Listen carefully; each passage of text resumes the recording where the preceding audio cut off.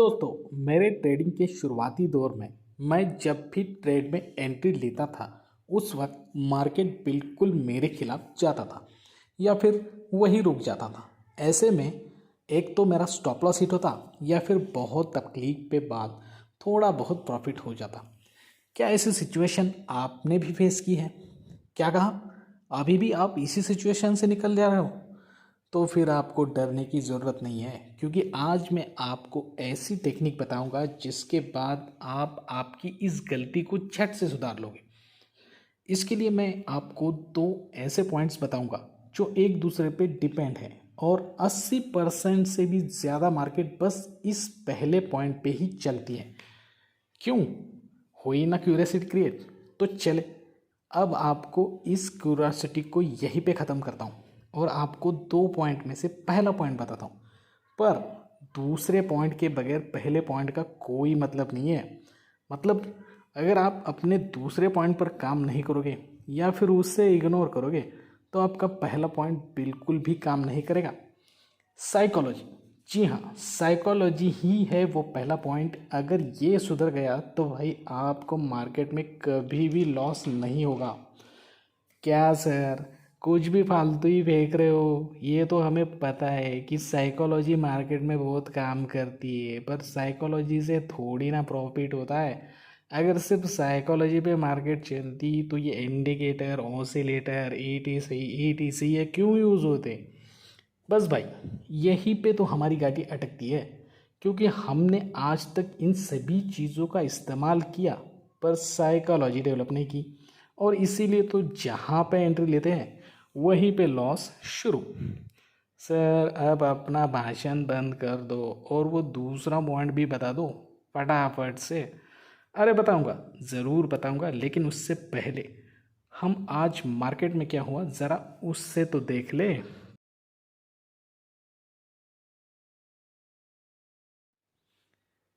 देखिए दोस्तों, यहाँ पे निफ्टी में अगर आप ध्यान से देखें तो मैंने जो भी आपको बताया था कल, देखिए हम 1 मिनट में जाके यहाँ पे बताऊँगा। जो भी मैंने आपको समझाया था कि क्या हो सकता है, बिल्कुल सेम हुआ है। देखिए, निफ्टी ओपन हुआ और मैंने दो सिचुएशंस बताई थी। एक तो वो नीचे गया तो फिर ऊपर जाएगा, ठीक है, यहाँ पे सभी का स्टॉप लॉस हिट कराएगा। उसके बाद उसे यहाँ पे डिसाइड करें कि ऊपर जाना है या नीचे। अगर उसे ऊपर जाना है तो ऐसे थोड़ी ना ऊपर जाएगा, आपको थोड़ा सा यहाँ पे डराएगा, फिर इस पुल बैक को तोड़ के, ठीक है, इस पुल बैक को तोड़ के ऊपर चला जाएगा। अब पुल बैक लेवल पे थोड़ी देर के लिए यहाँ पे निफ्टी में सस्टेन कर लिया, कंसोलिडेट कर लिया, और उसके बाद आपको देगी ऊपर वाली रैली, ठीक है। तो हमारे लिए ये पहला सेशन बहुत ही इंपॉर्टेंट होता है, बल्कि इसके बाद वाले सेशन भी इम्पॉर्टेंट होते हैं, लेकिन इसके बाद वाले सेशन में हम डिमांड और सप्लाई के बेसिस पे ट्रेडिंग लेते हैं, जो कि मैंने डिमांड और सप्लाई की वीडियो में आपको बता दिया है। अगर आपने वो वीडियो नहीं देखा है तो मैं इस वीडियो के आउटरो में उस वीडियो को लगा दूंगा, उस वीडियो को बिल्कुल भी मिस ना करते हुए देखिए। अब ये तो होगी बात आज के लिए। अब मैं आपको बताऊंगा यहाँ पे कि कल क्या हो सकता है, कल क्या होने के चांसेस है, ठीक है। तो दोस्तों, यहाँ पे पहले मैं ये वाले सभी ड्राइंग्स, ठीक है, पहले निकाल देता हूँ यहाँ पे, ठीक है। देखिए, और उसके बाद हम यहाँ पे लगाएंगे हमारा रेजिस्टेंस यहाँ पे, और रेजिस्टेंस को करता हूँ ब्लू, और यहाँ पे लगा देता हूँ हमारा सपोर्ट और पुल बैक। ये बीच में जो पुल बैक यहाँ पे बन गया है, ठीक है, पुल बैक को कर दे यहाँ पे रेड।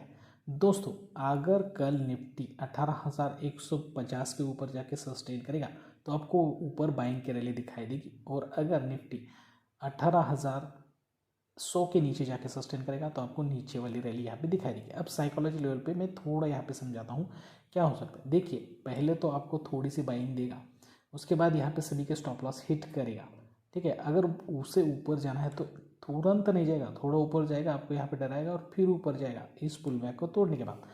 अगर उसे नीचे जाना है तो ऐसे नीचे नहीं जाएगा, ऊपर जाएगा, फिर नीचे आएगा, ठीक है, फिर ऊपर जाएगा और फिर आपको डरा के इस पुल बैक को तोड़ के नीचे गिर जाएगा। अब ये सिचुएशन हो गई अगर स्टार्टिंग में उसने बाइंग दिखाई था। लेकिन सेकंड सिचुएशन जो है, अगर उसने स्टार्टिंग में सेलिंग दिखाई तो फिर ऊपर जाएगा, और उसके बाद वो डिसाइड करेगा कि उसे ऊपर जाना है नीचे। अगर उसे नीचे जाना है तो आप थोड़ा नीचे आएगा, ऊपर जाएगा और फिर नीचे। और अगर उसे ऊपर जाना है तो थोड़ा सा नीचे आएगा, फिर ऊपर चला जाएगा। तो ये हो गया साइकोलॉजी और हमारे टेक्निकल एनालिसिस के हिसाब से। इन सभी चीज़ों को ध्यान में रख के ही कल आप ट्रेड लेना दोस्तों। तो दोस्तों, अगर आपको आपकी साइकोलॉजी डेवलप करनी है तो आपको आपके दूसरे पॉइंट पे काम करना होगा, और वो है observe your self and note it down. बस बस बस सर, अब तो बहुत हो गया, ये भी क्या पॉइंट है क्या? सिर्फ खुद को ऑब्जर्व करके और नोट्स निकाल के प्रॉफिट लोग बना रहे हैं, तो ऐसा कभी होता है क्या? देखो भाई, आपका प्रॉफिट होगा या लॉस ये तो मैं नहीं बता सकता, पर अगर आप हर रोज़ आपको प्रॉफिट हुआ या लॉस हुआ और वो क्यों हुआ इस ऑब्जर्व करोगे और उसकी डिटेल नोट्स नोटबुक में लिखोगे, तो आपके मन में चल रही कॉम्प्लेक्स थिंकिंग धीरे धीरे सिंपल हो जाएगी। और आपको ये पता चलने लगेगा कि अगर आप गलतियाँ भी करते हो तो भी एक पैटर्न में करते हो, और आपके हाथ में वो ट्रिगर पॉइंट लगेगा जहाँ से आपकी गलती शुरू हुई, जैसे कि फियर, ग्रीड और एक्साइटमेंट, ओवर थिंकिंग, ETC। और आप अब उनमें धीरे धीरे सुधार करने लगोगे। अब आप अपना ये सुधार भी नोट डाउन करोगे तो आपकी ये एक ट्रेडिंग स्टाइल बन जाएगी, और आपको पता चलेगा कि ऐसा ऐसा सेटअप बनने के बाद ही मुझे ट्रेड लेना है। और जैसे जैसे आप ऐसे ट्रेड लेते जाओगे आपको प्रॉफिट होता जाएगा और आप इसमें माहिर हो जाओगे, और इस प्रोसेस से आपका पॉइंट नंबर 1 भी सुधर जाएगा, मतलब आपकी साइकोलॉजी। तो कैसे लगा दोस्तों आपको ये आइडिया? देखिए, थोड़ा लंबा प्रोसेस है पर इसके सिवा और कोई रास्ता नहीं है। तो चलिए दोस्तों, जल्दी आपसे इसी तरह के अच्छे वीडियो के साथ, इन्फॉर्मेटिव वीडियो के साथ मुलाकात होगी। तब तक के लिए दीजिए इजाज़त। Thank you very much. Bye bye दोस्तों।